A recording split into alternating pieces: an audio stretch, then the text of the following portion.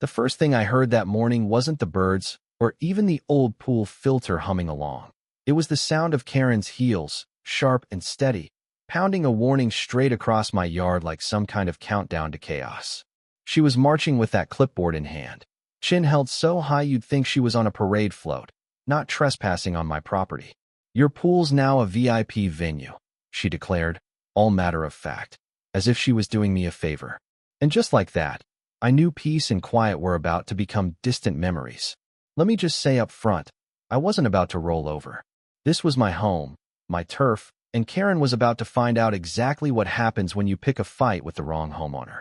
You know what I mean? And honestly, if you're out there listening to this, dealing with some HOA nonsense of your own, drop your location in the comments. Let's see just how far this community against HOA injustice really stretches. Now, look, Saturday mornings are supposed to be sacred. You're supposed to sip your coffee by the pool, maybe catch your breath before life starts up again. But as soon as I scooped the last leaf out of the water, Sam, my brother, sitting nearby with his sketchbook, trying to find his own quiet, that peace shattered. Karen didn't just walk across the grass. She invaded it, wearing that smug, wide smile that says, "I know I'm in charge." "Good morning, Tom," she chirped, acting like this was some neighborly drop-by. "Your pool is now the HOA's VIP venue for our big community event." I blinked, slow and hard, pretty sure my brain misfired. "Excuse me, your pool?" She repeated herself, this time waving that clipboard like a queen with a scepter. "We'll be the centerpiece next Saturday. Very important people will be here. Influencers, even." She beamed. Sam just looked at me, silent, eyes pleading for me not to make a scene. Karen's got this way of acting like she holds the keys to every house on the block, but not today. "Karen, this is private property, not a community space," I said, keeping my voice even, though I was burning up inside. "I'm not hosting your party." She didn't even blink, just waved off my words like they were flies. "Oh, that's cute," she said, gesturing at my "No trespassing" sign. "But per the new HOA mandate, your pool's now designated for community events, for the good of the neighborhood." My patience snapped, and I could feel that heat in my chest. This wasn't about community. This was about Karen needing to be in control, and today, I wasn't backing down. "Karen, I'm not joking. This is my pool. I worked hard to make this a safe space for me and Sam. You're not using it." She smiled tight, eyes glinting like she was already 5 steps ahead. "Well, Tom, I guess we'll just have to see about that. You wouldn't want to cause trouble, would you? There are fines after all." That was it. "Goodbye, Karen," I said. "You need to leave." And she stormed off, but not before giving me that look. "You know the one. This isn't over." And it wasn't. The next morning, I hear those heels again, like a bad sitcom stuck on repeat. Sam's already hiding in his room, not making eye contact. Karen's at the gate before I can even finish my coffee, clipboard in hand, posture rigid as always. "Good morning, Tom." I bite back a groan. "What is it now?" "Just checking in. HOA's reviewing community spaces, and your pool is perfect for our upcoming VIP event." The smile is all business, but her eyes never smile with her lips. "My pool? You do realize this is private property, right?" She taps her clipboard. "Let's not be difficult, Tom. Under the new event priority section, we can designate prime spaces. I've picked your pool. It's perfect." She surveys my backyard like a general picking out a battlefield. I could feel my jaw set. "Sorry, Karen, but no. This is my home, my pool. It's already decided," she said, not even flinching. "Invitations are out. Influencers and all. Don't ruin this for everyone, okay?" There's that sickly sweet voice, but a steel thread underneath. I could feel it, a storm brewing between us. "Karen, you don't have the authority. You can't take over for your party." Her eyes narrowed. "I'm afraid you don't have a choice. If you don't comply, there are consequences." She handed me an official-looking notice, told me to sign and confirm the event. "Fines won't be your only problem, Tom. Your reputation's on the line." "My reputation?" I just stared at her. "You're threatening me over a pool party?" She didn't answer, just that arrogant smile. "You'll see. The HOA always gets what it wants." I took a breath, keeping calm. "If you try to host this event without my permission, I'll see you in court." I could see her flinch at that, just for a second. But she tried to recover. "Good luck, Tom. We've got the board and all the power." She gave me one last warning look and turned away. This was war now. And Karen, she started pushing hard. Every day, a new letter appeared on my door, each one more official, more threatening than the last. Fines, bylaw violations, you name it. One notice even suggested the HOA could terminate my right to enjoy my own property if I didn't comply. Yeah, that happened. At first, I laughed.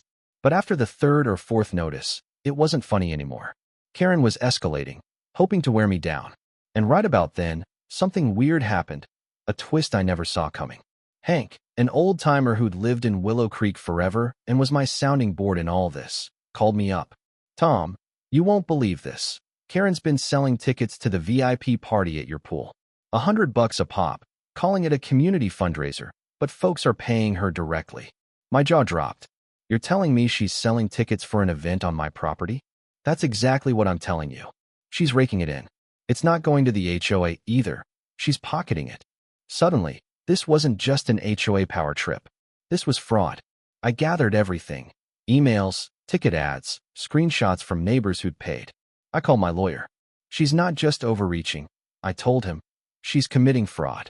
He told me to document everything and be ready for a cease and desist, maybe even a formal complaint. He said, you've got a rock-solid case. HOA can't commandeer your property, especially not for private profit. I spent hours prepping. The deed, the bylaws, and oh man, those were thick, every letter, every threat. The bylaws were clear. Community spaces were common property, but my backyard, my pool, those were mine. Karen's new event mandate was nothing but smoke and mirrors. I needed witnesses, so I called up neighbors who'd paid for tickets. One woman, Jane, told me she'd given Karen $100 because she thought it was for the community. She was furious when she found out. And Sam, I had to keep all this from spilling over into his life. The pool was his refuge. He's never been good with conflict. One night he asked, can we even win this? I squeezed his shoulder. We're not alone. I've got the law and the truth on my side. I'm not backing down. He nodded, quieter than usual, but that's all I needed. Then came my move.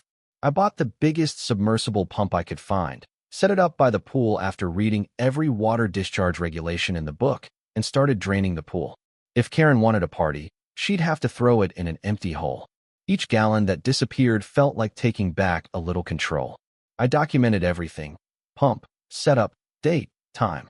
If Karen was going to accuse me of vandalism, I'd be ready. By sunrise, the pool was nearly empty, tiles gleaming, water gone. Sam just stared, silent but understanding. You're really doing it, he said. Yeah, it's the only way, buddy. This isn't just about the pool, it's about our home. Karen showed up not long after, storming through the gate, seeing the closed for maintenance sign I'd posted, complete with Sam's sad-faced doodle. When she saw the empty pool, she turned white as a sheet. What is this? You've ruined everything. People paid good money. I stood my ground. You sold tickets to an event you had no right to host, Karen. That's fraud. And I'm not the only one who knows. She flew into a rage. You'll regret this, Tom. I'm calling the police. I told her, go ahead. Let them see the deed. Let them see the bylaws. Let's see how this really plays out. She actually dialed 911. Her voice cracked as she tried to explain to the dispatcher. Vandalism. Sabotage. HOA event. But she didn't get the reaction she was hoping for. The cops showed up, lights flashing, neighbors watching from their windows. Karen laid it on thick, ranting about VIPs and ruined plans. The officers asked for the story, and when I showed them the deed and explained my maintenance, they just nodded. Is this your property, sir? One officer asked. Yes, sir. Here's the deed. They turned to Karen. Do you have written permission for this event? She sputtered, waving her clipboard. It's a mandate. A mandate isn't consent, the officer said, cool as ice. Without the homeowner's agreement, you can't host an event here, and you certainly can't sell tickets. That's illegal. You could feel the shift right then. The crowd started murmuring, influencers texting, a few recording the whole meltdown. Karen's authority crumbled in real time. She tried to salvage dignity, but the officers told her straight, you have no legal claim. This is private property. For the first time, she looked genuinely lost. This isn't over, Tom. You'll regret this, she spat. But everyone could see. She was finished. The next few weeks, the neighborhood buzzed.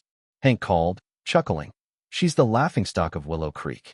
People are talking about calling for her resignation. And at the next HOA meeting, that's exactly what happened. The board voted her out. Karen's supporters vanished. Her empire, built on fear and manipulation, collapsed overnight. For Sam and me, life settled down. He was back by the pool, sketchbook in hand, finally able to relax. The silence that used to feel oppressive now felt like freedom. Neighbors who'd once kept quiet started coming together, talking openly for the first time in years. Even the HOA board sent out a formal apology for Karen's actions. It wasn't just about beating Karen. It was about showing that when you stand up for what's right, even against someone who thinks they're untouchable, the truth has a way of coming out. We reclaimed our home. We found peace again. And the best part? The community found its voice. So, let me ask you, if you've ever had to stand up to a bully, to fight for your own peace, was it worth it? Would you do it again? Drop your thoughts below. Let's keep this conversation going. About what's right, about community, about justice, and about what it means to finally reclaim what's yours.